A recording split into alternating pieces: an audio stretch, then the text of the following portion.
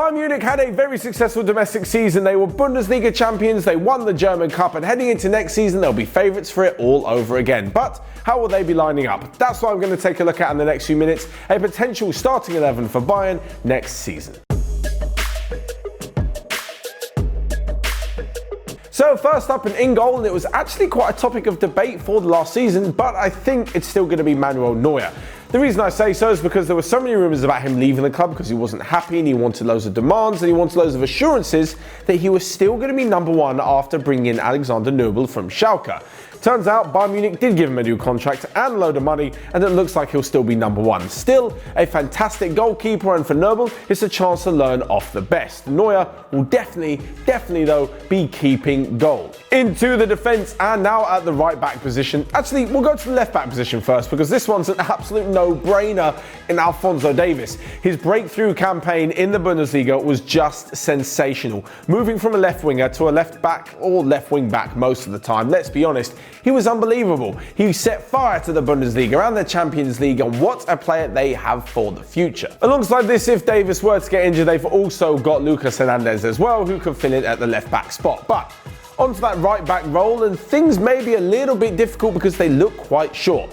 First off, it's obviously going to be Benjamin Pavar. Again, he had a brilliant season at Bayern Munich and he was so competent in that right back spot. In fact, he was competent in the centre back role as well.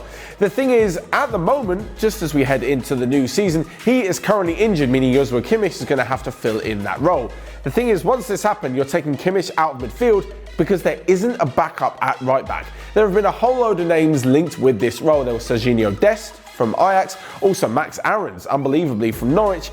So I'm not quite sure who they're actually going to be able to bring in. It looks like they're pretty comfortable with the fact they've got a versatile team with players that are going to cover Pavard, but I wouldn't be so sure. Maybe, just maybe, they'll end up signing someone new to cover his back. So with those two fullbacks doing well what they've been doing this season, there will be a new face at centre-back, but not actually a new signing for Bayern Munich.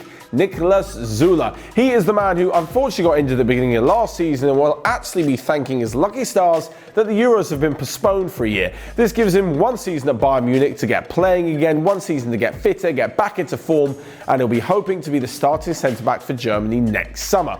We all know that on his day he's one of the most monstrous, unbelievable centre-backs in European football, and he only has to stay fit and prove it now. He'll be starting most likely ahead of the likes of Jerome Boateng and Javi Martinez, who could be sold this summer, but if not, they'd be pretty good backups of Bayern Munich. And the reason I say so is because actually they've got a rather odd player to be filling in at centre-back alongside Zula, and he's one that I should have mentioned actually earlier when talking about covering the left-back position, and it's David Alaba.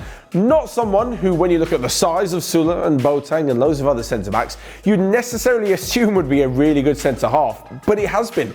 Injury have forced Alaba to move into the middle, and actually that's given Alphonso Davies his role at left back, and Alaba's been brilliant. We already know he's fantastic on the ball because you've seen him all over the rest of the pitch, but he's had brilliant physical qualities that he's added to his game, and all round it's actually been a really good choice.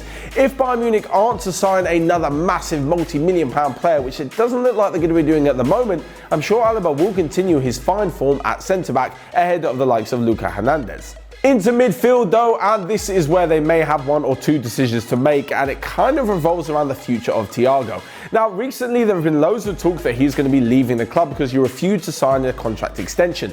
Liverpool and PSG are the main two frontrunners for Thiago, but he's not going to be in the Bayern Munich central midfield next season, and it's basically because there are two players who have shown themselves to be better than him.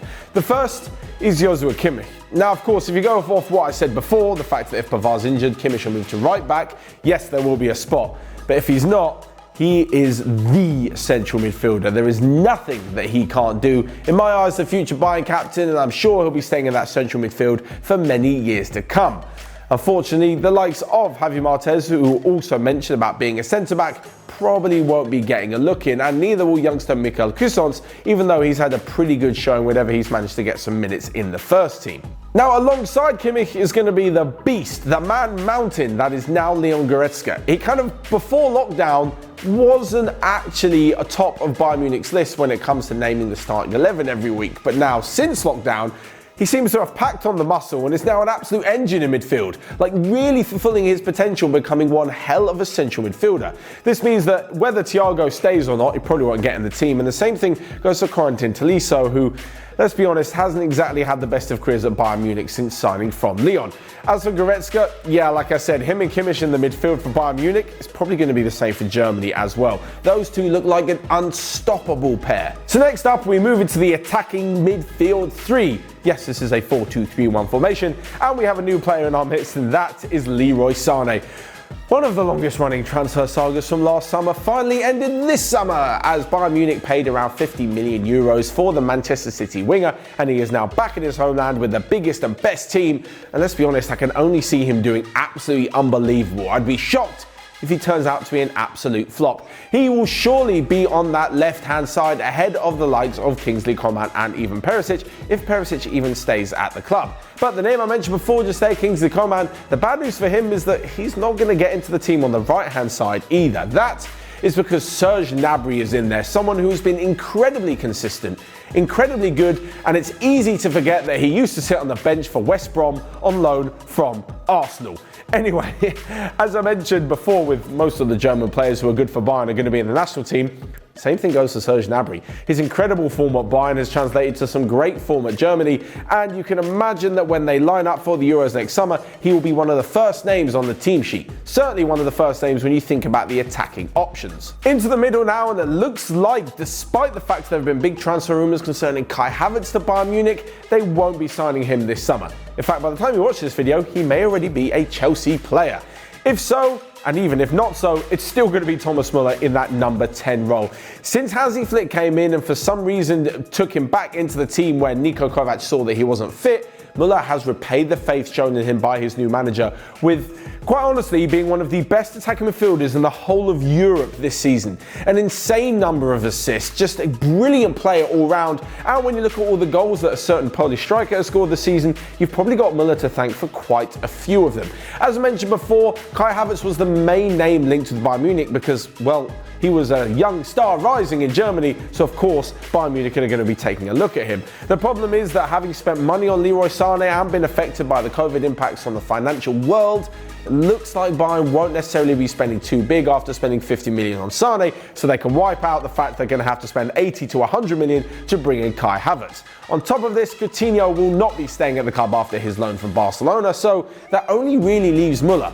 But even if it didn't only leave Muller, he'd still be in the team because he has an unbelievable season and is still a brilliant player. In fact, he's so good he may even get a recall to the German national team. But moving on from Muller, and to lastly but not least, I just mentioned him and you know exactly who it is. Robert Lewandowski, the man who just cannot help but find the back of the net. He lives for goal scoring. Over 50 goals this season, and you can bet your bottom dollar he'll be carrying that form into the next campaign as well. In fact, there probably isn't a season coming up in the next few years where Lewandowski isn't going to find the back of the net, and it isn't going to be for Bayern Munich. The guy is going to stay there, score loads of goals, and I'm sure he'll be firing Bayern Munich to more and more trophies both domestically and on the European stage as well. So there you have it, a potential Bayern Munich 11 for next season. But what do you guys think? There may already be a solid 11 there, but surely they're going to sign a few more squad players. Let me know who you think that may be in the comment section down below. Smash the like button and click here or here to check out all of the other videos we've got going on Onefootball. But until next time, I'll see you guys later.